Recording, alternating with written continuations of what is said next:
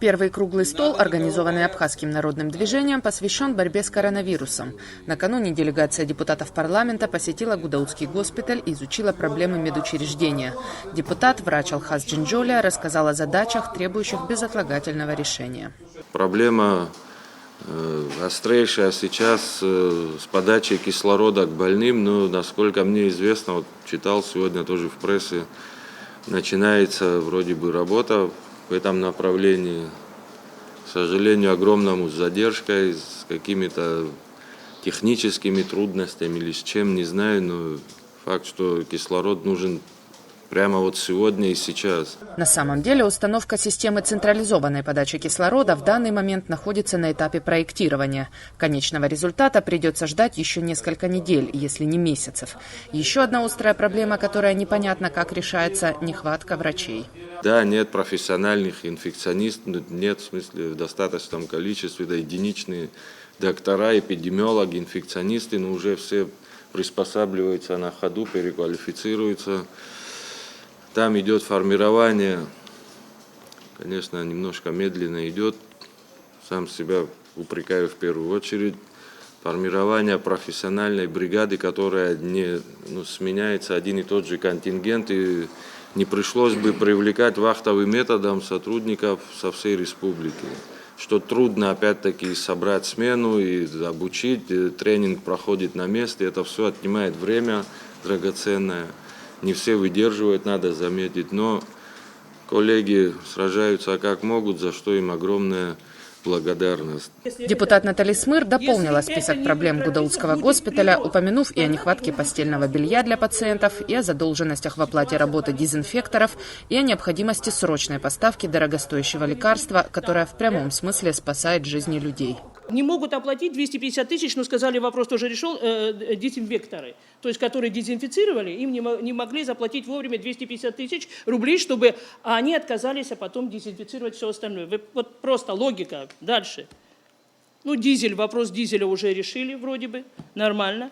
И самая главная просьба, вот сегодня я говорила с главврачом, это вот этот дорогостоящий препарат, который в основном купирует моментально процесс острого заболевания. Вот это Актемра, по-моему. Он стоит порядка 90 тысяч, 100 сейчас, может быть, стоит. Но представьте, на 1 миллион рублей это 10 капсул. То есть 10 человек можно спасти. Но он говорит, мы используем это не на постоянной основе, потому что это уже особо тяжелых, у кого пораженность легких очень высокая, они используют это лекарство. Председатель Абхазского народного движения Адгур Ардзенбай раскритиковал руководство страны за беспрецедентно длительное время, потраченное на формирование правительства, а также за непоследовательность в решениях и действиях.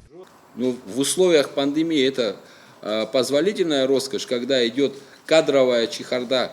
Все эти вопросы, значит, один министр заявляет, премьер-министр отменяет, Минздрав вводит карантин, Кабмин считает, что это нецелесообразно, отменяет. Занятия в школах то вводят, то отменяют. Власть должна себя вести логически понятно.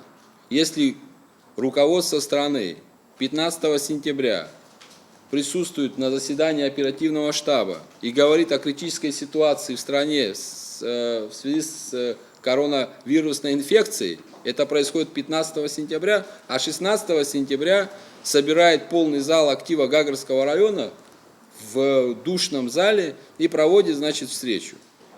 Люди, которые на все это смотрят, как они должны реагировать? Опять же, люди, которые в это не верят, они укрепляются в своем неверии в этом отношении. И потом, когда мы говорим этим людям о том, что есть опасность, надо носить маски, не все это воспринимают. В ходе встречи журналисты поинтересовались, соответствует ли действительности информация о том, что в Гудаутском госпитале скончался пациент, которому не смогли обеспечить искусственную вентиляцию легких, так как в реанимации не было мест. Также журналисты спросили, почему до сих пор не развернут второй госпиталь на базе тубдиспансера и как решается вопрос с нехваткой медперсонала. Из-за отсутствия представителей Минздрава на эти вопросы попытался ответить Алхаз Джинджоля, но получилось только задать дополнительные.